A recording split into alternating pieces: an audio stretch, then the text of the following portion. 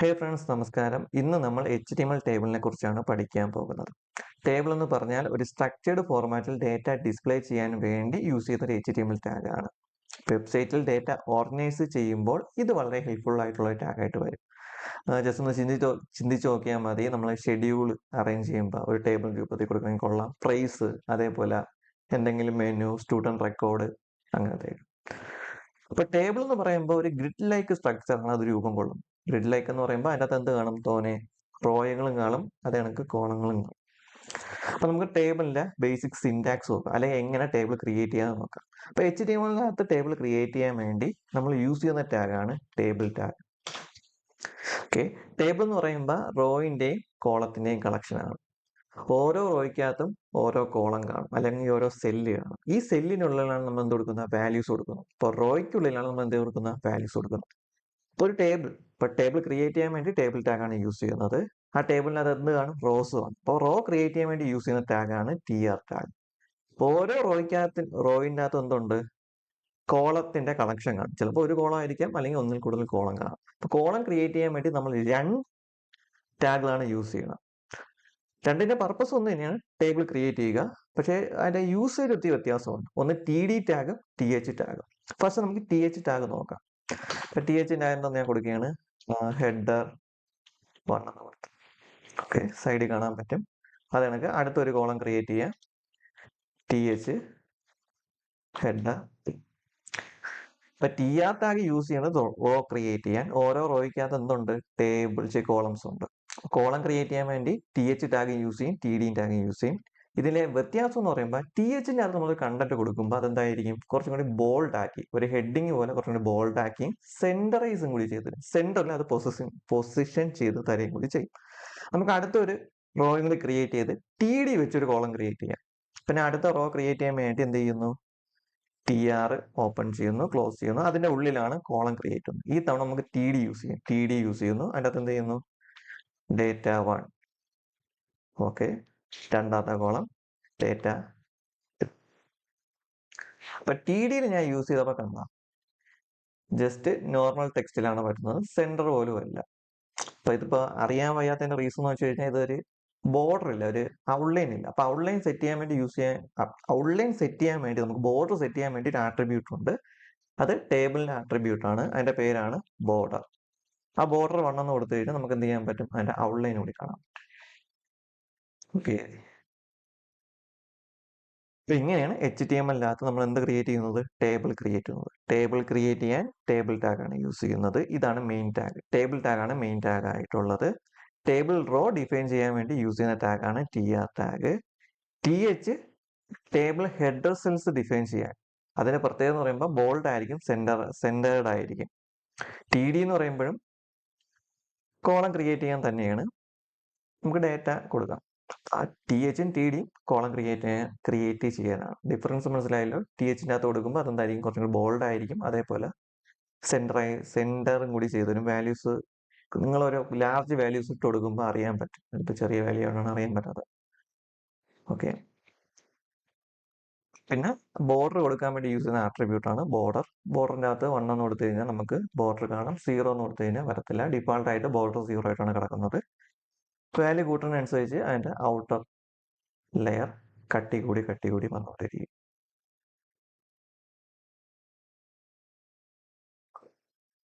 Okay, ഇനി നമുക്ക് ടേബിളിന്റെ അപ്പിയറൻസ് കുറച്ചും കൂടി ക്ലീൻ ആക്കാം. അപ്പൊ അതിനുവേണ്ടി കുറച്ച് ആട്രിബ്യൂട്ട്സ് നമുക്ക് എന്ത് ചെയ്യാൻ പറ്റും? യൂസ് ചെയ്യാൻ പറ്റും ടേബിളിനകത്ത്.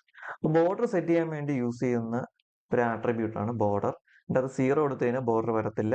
വാല്യൂ 1 തൊട്ട് ഹയർ കൂടുന്നതനുസരിച്ച് അതിന്റെ തിക്നെസ് കൂടിക്കൊണ്ടിരിക്കും. അപ്പൊ ഇതൊത്തി കാണാൻ ഒരു പഴയ സ്റ്റൈൽ, ഒരു ഗുമ്മില്ല. അപ്പൊ ഇതിന്റെ ഇടയിൽ തന്നെ ഗ്യാപ്പുകളുണ്ട്. ഈ ഗ്യാപ്പിനെ നമുക്ക് എന്തിനാ? ഒഴിവാക്കാം. ഓക്കെ, അപ്പൊ ഈ ഗ്യാപ്പിനെ, ഈ ഓരോ കോളത്തിന്റെ ഇടയിൽ, അല്ലെങ്കിൽ ഇതിനെ എല്ലാത്തിനും സെൽ എന്നാണ് പറയുന്നത്. ഓരോ സെല്ലിന്റെ ഇടയിൽ ഒരു ഗ്യാപ്പ് ഉണ്ട്. ഈ ഗ്യാപ്പിനെ പറയുന്നതാണ് സെൽ സ്പേസിംഗ്. ഇതൊരു സെല്ലാണ്, ഇതൊരു സെല്ലാണ്, ഇതൊരു സെല്ലാണ്, ഇതൊരു സെല്ലാണ്. ഓരോ സെല്ലിന്റെ ഇടയിൽ ഓരോ ഗ്യാപ്പ് ഉണ്ട്. അതിനെ പറയുന്നതാണ് സെൽ സ്പേസിംഗ്. ആ ഗ്യാപ്പ് ഒഴിവാക്കാൻ വേണ്ടി യൂസ് ചെയ്യുന്ന ഒരു ആട്രിബ്യൂട്ട് ആണ് സെൽ സ്പേസിംഗ്. അത് ടേബിൾ ടാഗിന്റെ അകത്താണ് കൊടുക്കാറുള്ള. സെൽ സ്പേസിംഗ് ഈക്വൽ ടു, ഞാൻ 0 എന്ന് കൊടുത്തു കഴിഞ്ഞാൽ കാണാം ആ ഓരോ സെല്ലിന്റെ ഇടയിലുള്ള ഗ്യാപ്പ് ഒഴിവാക്കി കിട്ടും. ഇതാണ് രണ്ടാമത്തെ ആട്രിബ്യൂട്ട്. നമുക്ക് എന്ത് ചെയ്യാം, കുറച്ചും കൂടി ഇതിന്റെ അപ്പിയറൻസ് എന്ത് ചെയ്യാം, മെച്ചപ്പെടുത്താം. അതിനുവേണ്ടി യൂസ് ചെയ്യുന്നതാണ് സെൽ പാഡിങ്. സെൽ പാഡിങ് എന്ന് പറയുമ്പോൾ ഓരോ സെല്ലിനും ഒരു ബോർഡർ ഉണ്ട്. ഓരോ സെല്ലിനും ബോർഡറും ഉണ്ട്. ആ സെല്ലിനകത്ത് എന്തുണ്ട്, ഒരു കണ്ടന്റും ഉണ്ട്, മീൻസ് ഇൻഫർമേഷനും ഉണ്ട്. അപ്പൊ ഈ കണ്ടന്റും ബോർഡറും തമ്മിൽ ഒരു എന്ത് വേണം, കുറച്ച് ഗ്യാപ്പ് വേണം, അല്ലെങ്കിൽ കുറച്ച് സ്പേസ് വേണം. അപ്പൊ സെൽ പാഡിങ് എന്ന് പറയുന്നത് വെച്ച് കഴിഞ്ഞാൽ ഓരോ സെല്ലിന്റെ ബോർഡറും അതിന്റെ കണ്ടന്റിന്റെ ഇടയിലുള്ള ഗ്യാപ്പ് മാറ്റാൻ വേണ്ടി, അല്ലെങ്കിൽ ഗ്യാപ്പ് കൂട്ടാനോ കുറയ്ക്കാനോ വേണ്ടിയാണ് നമ്മൾ എന്ത് ചെയ്യണം, സെൽ പാഡിങ് യൂസ് ചെയ്യുന്നത്. അതും നമുക്ക് ടേബിൾ ടാഗിന്റെ ഉള്ളിനകത്ത് കൊടുക്കാൻ പറ്റും. ഇവിടെ കൊടുക്കുകയാണ് സെൽ പാഡിങ്. സെൽ പാഡിങ് ഞാൻ ഇപ്പൊ 4 കൊടുക്കുമ്പോൾ ആ ഡിഫറൻസ് നോക്കും, ഒരു 8 കൊടുത്തു.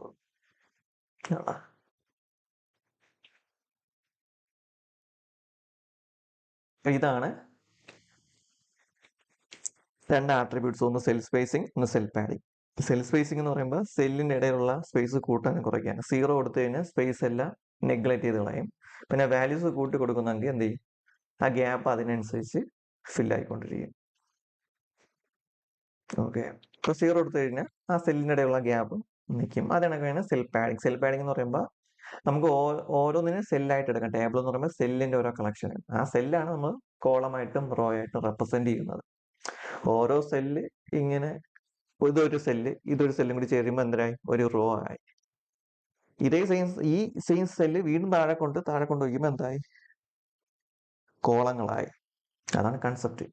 ഓക്കെ ഓക്കെ നമുക്ക് വേണമെങ്കിൽ ഇൻലൈൻ സ്റ്റൈലും കൂടി ഇതിനകത്ത് എന്ത് ചെയ്യാൻ പറ്റും, സെറ്റ് ചെയ്യാൻ പറ്റും. എനിക്ക് ആദ്യത്തെ ഹെഡിങ് ടാഗ് മാത്രം എന്തെങ്കിലും കളർ, ഒരു ബാക്ക്ഗ്രൗണ്ട് ബ്ലാക്കും ടെക്സ്റ്റ് വൈറ്റ് ആക്കണമെങ്കിൽ എന്ത് ചെയ്യണം, ആദ്യത്തെ റോ TRനകത്ത് എന്ത് ചെയ്യണം, നമുക്ക് സ്റ്റൈൽ എന്ന ആട്രിബ്യൂട്ട് യൂസ് ചെയ്ത് ബാക്ക്ഗ്രൗണ്ട് കളർ ബ്ലാക്ക്. ഓക്കെ, ഇനി എന്ത് ചെയ്യണം, ടെക്സ്റ്റിനെയും കൂടി വൈറ്റ് ആക്കണം. ടെക്സ്റ്റിനെ വൈറ്റ് ആക്കാൻ വേണ്ടി ഇവിടെ സ്പേസ് കൊടുക്കുക, കളർ വൈറ്റ് എന്ന് കൊടുത്തിട്ട്.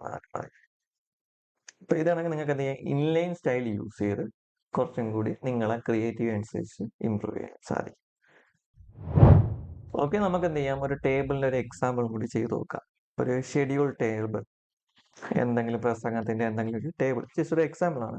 അപ്പൊ അതിനുവേണ്ടി ഞാൻ ടേബിൾ ടാഗ് ക്രിയേറ്റ് ചെയ്യുന്നു. ടേബിളിനകത്ത് എന്ത് ക്രിയേറ്റ് ചെയ്യുന്നു, ഫസ്റ്റ് റോ ക്രിയേറ്റ് ചെയ്യുന്നു. ആ റോയ്ക്കകത്ത് എന്ത് കൊടുക്കാം, നമുക്ക് ഹെഡിങ്സ് സെറ്റ് ചെയ്ത് കൊടുക്കാം, മീൻസ് കോളം ക്രിയേറ്റ് ചെയ്യാം. അപ്പൊ ആദ്യത്തെ ഹെഡിങ് ആണ് വരുന്നത്. ഹെഡിങ് വരുമ്പോൾ കുറച്ചും കൂടി ബോൾഡ് ആക്കി കാണിക്കാൻ വേണ്ടി ഞാൻ TH യൂസ് ചെയ്യുന്നത്. അതിൻ്റെ നമുക്ക് എന്ത് കൊടുക്കാം, ടൈം. അടുത്ത THന്റെ അകത്ത് നമുക്ക് എന്ത് കൊടുക്കാം, സെക്ഷൻ. അടുത്ത THന്റെ അകത്ത് സ്പീക്കർ. ഓക്കെ, ആദ്യത്തെ റോ ആയി. നമുക്ക് എന്ത് ചെയ്യാം, ഇതിന്റെ ബോർഡർ സെറ്റ് ചെയ്ത് കൊടുക്കാം, ബോർഡർ 1.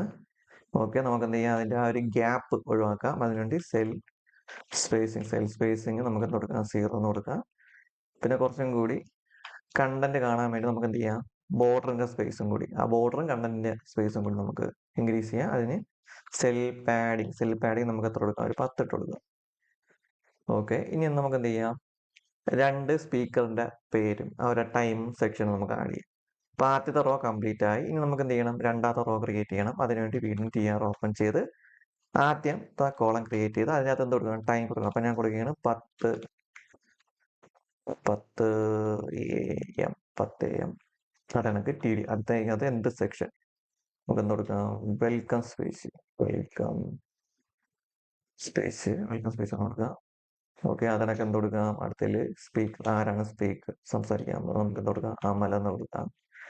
ഓക്കെ, ഇനി ഒരാളെ റെക്കോർഡിംഗ് കൂടി കൊടുക്കാം. അപ്പൊ അതിനുവേണ്ടി വീണ്ടും എന്ത് ചെയ്ത് പുതിയൊരു TR ക്രിയേറ്റ് ചെയ്ത്, പുതിയ റോ ക്രിയേറ്റ് ചെയ്ത് അടുത്തൊരു ടൈം സെറ്റ് ചെയ്ത് കൊടുക്കാം. ടൈം കൊടുക്കുകയാണ് 11 മണി. 11 മണി എന്ന് കൊടുത്ത് അതിനൊക്കെ TATക്കകത്ത് ടെക്കിനെ കുറിച്ച് എന്തെങ്കിലും സംസാരിക്കുന്നത്. ഓക്കെ, സ്പീക്കർ നമുക്ക് എന്ത് കൊടുക്കാം, അനശ്വര എന്ന് കൊടുക്കാം. കുറച്ചും കൂടി ഡിസൈൻ ചെയ്യണമെങ്കിൽ നേരത്തെ പറയണൊക്കെ നമുക്ക് എന്ത് ചെയ്യാം, ഒരു സ്റ്റൈൽ, ഇൻലൈൻ സ്റ്റൈലിനകത്ത് സ്റ്റൈല്, ബാക്ക്ഗ്രൗണ്ട് കളർ എന്ത് കൊടുക്കാം, ഇതിലേതെങ്കിലും ഒരു കളർ കൊടുക്കാം. ഓക്കെ, അത് മതി, ഇത് കാണാനെങ്കിലും ഗുമ്മാണ്. ഇപ്പൊ ഇത്രയേ ഉള്ളൂ നമ്മൾ ടേബിൾ ടാഗിന്റെ ഒരു ക്രിയേഷനും. അപ്പൊ നിങ്ങൾ ജസ്റ്റ് ഒന്ന് വർക്ക്ഔട്ട് ചെയ്ത് നോക്കാൻ വേണ്ടി എന്തെങ്കിലും ഒരു ഷോപ്പിന്റെ പർച്ചേസ് ലിസ്റ്റോ അങ്ങനെ എന്തെങ്കിലും പ്രോഡക്റ്റിൻ്റെ പേര്, അതിൻ്റെ ക്വാണ്ടിറ്റി, അതിൻ്റെ പ്രൈസ്, അങ്ങനത്തെ എന്തെങ്കിലും ഒരു ടേബിൾ ഒന്ന് ക്രിയേറ്റ് ചെയ്തൊന്ന് നോക്കുക.